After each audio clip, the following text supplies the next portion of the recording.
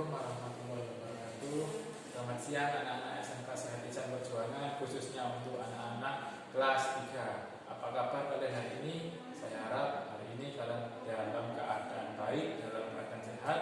Walaupun sudah di dalam keadaan sehat, kita tetap harus menjaga kesehatan kita dan menjaga kebersihan kita agar kita tidak terdampak oleh COVID-19. Oke.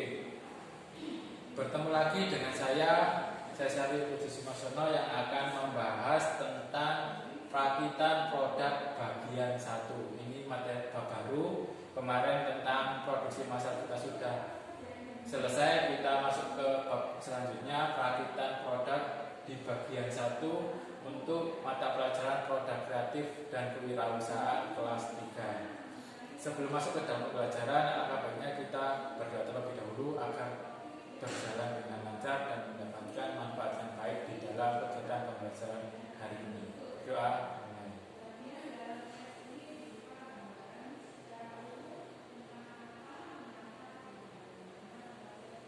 Selesai.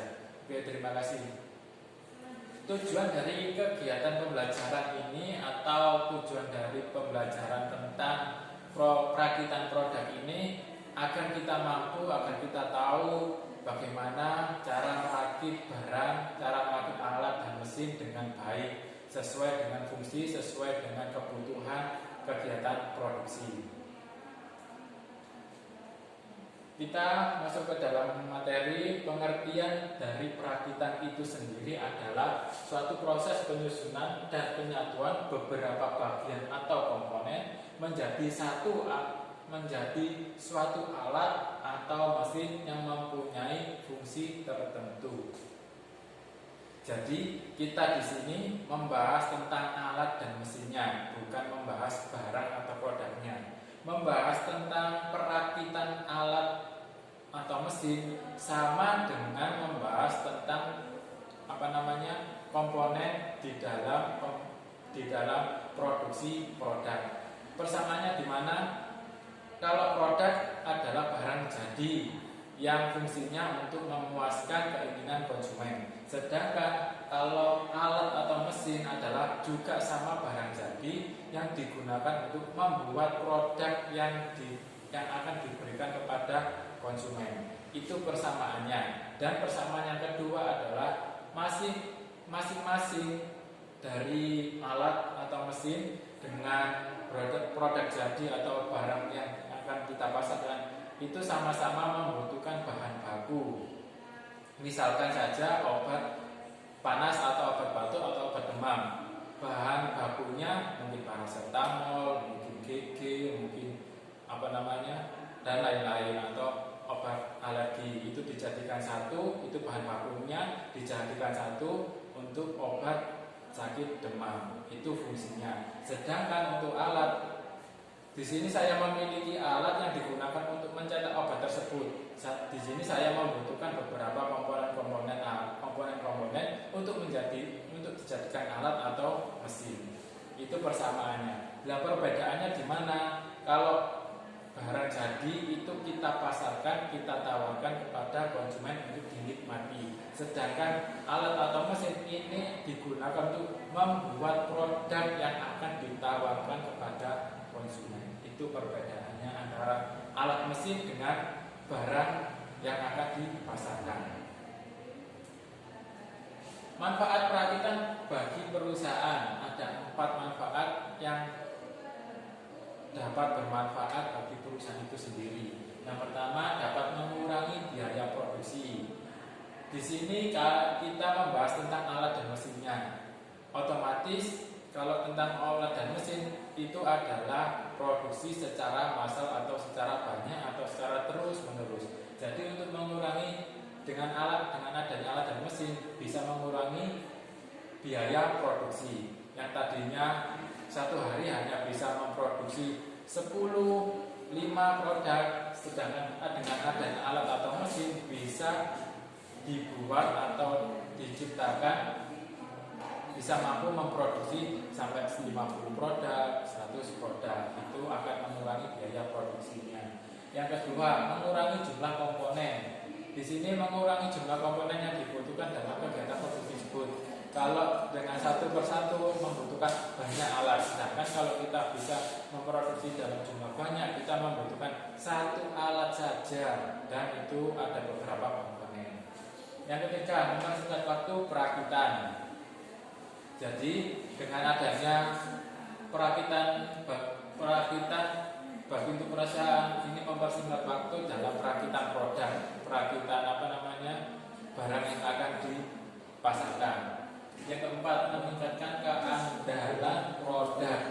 Jadi dengan adanya perakitan alat dan mesin itu tadi, otomatis keandalan fungsinya, kualitasnya lebih baik dari sebelumnya.